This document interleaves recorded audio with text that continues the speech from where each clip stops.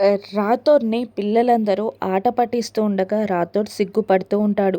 కరుణని కలవడానికి వెళ్ళాలి అనుకుంటాడు రాథోడ్. మరోవైపు మనోహరి, చెంబ ఇద్దరూ మాట్లాడుకుంటూ ఉంటారు. ఇక కోపంగా మనోహరి అక్కడున్న బొమ్మని కత్తితో పొడుస్తూ దానిలో ఉన్న దూది అంతా బయటికి విసిరేస్తూ ఉండగా, దాన్ని చంపితే ఏమైనా ప్రయోజనం ఉందా? నీ పగ, ప్రతీకారాలు కానీ, నీ సమస్యలు కానీ తీరతాయా? నేను చెప్పేది విను. ఇప్పటికైనా ఇవి చేయడం ఆపేయ్. నువ్వు అమరేంద్రతో తాళి కట్టించుకో అని అంటూ ఉంటుంది చెంబ. ఇక మనోహరి ఆలోచనలో పడిపోతుంది. ఆల్రెడీ అమర్‌కి డౌట్ మొదలైంది. కాబట్టి నువ్వు ఒక పెళ్లి చేసుకోవడం తప్ప ఏ మార్గం లేదు. ఇప్పుడు అమర్‌తో నీకు పెళ్లి జరిగిపోయిన మరుక్షణంలో నీ నిజాలన్నీ బయటపడినా ఎటువంటి ప్రమాదం ఉండదు అని చెంబ అంటూ ఉండగా ఆలోచిస్తూ ఉంటుంది మనోహరి.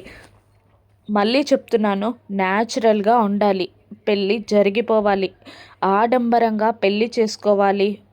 పెద్ద ఫంక్షన్ డెకరేషన్ అంటూ ఆలోచించకు. ఒక్క నిమిషంలో అమరేంద్ర వచ్చి నీకు తాళి కట్టేయాలి.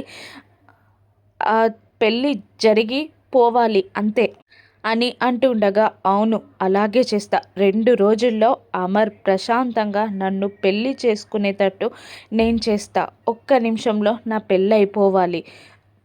ఎటువంటి హడావిడి అవసరం లేదు. ప్రశాంతంగా పెళ్లి జరిగిపోయేలా నేను ప్లాన్ చేస్తా అని మనోహరి అంటూ ఉంటుంది. మరోవైపు అమర్ గుడికి వస్తాడు. ఇక అక్కడున్న పంతులు గారికి పిల్లల పేర్లందరి చెప్పి అర్చన చేయమంటూ ఉండగా పంతులు వెళ్ళబోతూ ఉంటాడు. అరుంధతి మరొక పాప పేరు అని చెప్పేస్తాడు అమర్. అర్చన పూర్తి చేసి కొబ్బరికాయని తీసుకొస్తూ, మీరేదో బాధలో ఉన్నట్టున్నారు, నేను చెప్పేది వినండి.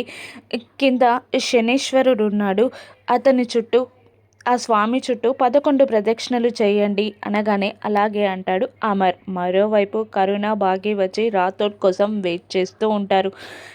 రాథోడ్ వచ్చేలోపు నేను గుడికి వెళ్ళొస్తాను అంటూ ఉండగా, రాథోడ్ వచ్చాక అర్చన, అభిషేకాలు అన్నీ చేయించొచ్చు అని కరుణ ఆపేస్తుంది. అమర్ కిందికి వచ్చి వీళ్ళని గమనించకుండా వీళ్ళ వెనకాలే ఉన్న శనీశ్వరుని ఆలయంలో 11 ప్రదక్షిణలు చేసి పైకి వెళ్తూ ఉంటాడు. ఇక మరోవైపు రాథోడ్ కూడా స్టైల్గా కారులో వస్తూ ఉంటాడు. ఇక ప్రదక్షిణ చేశాను పంతులు గారు అని అంటూ ఉండగా, ఇంకొక చిన్న పని చేయండి బాబు, విఘ్నేశ్వరునికి కూడా వెళ్ళి 11 ప్రదక్షిణలు చేయండి, మీ విఘ్నాలన్నీ తొలగిపోతాయి అని చెప్పేస్తాడు అమర్. అలాగే అంటూ వెళ్తూ ఉంటాడు అమర్. ఇక ఆగవే, రాత్రి వచ్చేలోపు నేను అర్చన చేయించుకొని వస్తాను అంటూ బాగి పైకి వస్తుంది. బాగి పూజారికి పిల్లల పేర్లందరి గోత్రనామాలు చెప్పేసరికి, అమ్మా ఇంతకు ముందే ఈ పేర్లపైన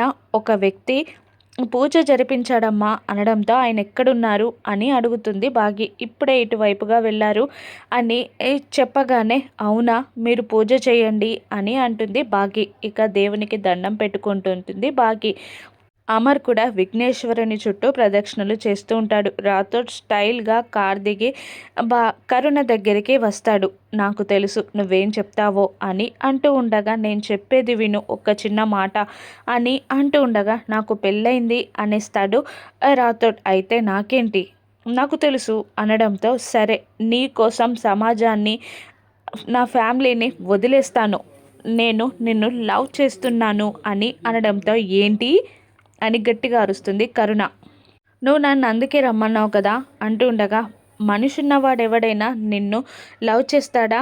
నీ ఏజేంటి, నా ఏజేంటి, అయినా ఏ ఆడపిల్లైనా నిన్ను లవ్ చేస్తుందా అని తిట్టేస్తుంది కరుణ. హట్ అవుతాడు రాథోడ్. మరోవైపు అర్చన చేయించుకుని బాగి కిందికి దిగి వస్తూ ఉండగా, విఘ్నేశ్వరునికి ప్రదక్షిణలు చేసి పైకి వెళ్తున్న అమర్ బాగిని చూసేస్తాడు. ఇక బాగి తనని అమరేంద్ర చూడడం చూసి పక్కకి వెళ్ళి దాక్కుంటుంది. అమర్ బాగిని వెతుకుతూ ఉంటాడు. ఇక రాథోడ్తో మాట్లాడుతున్న బాగి అమర్ కంట పడుతుందా?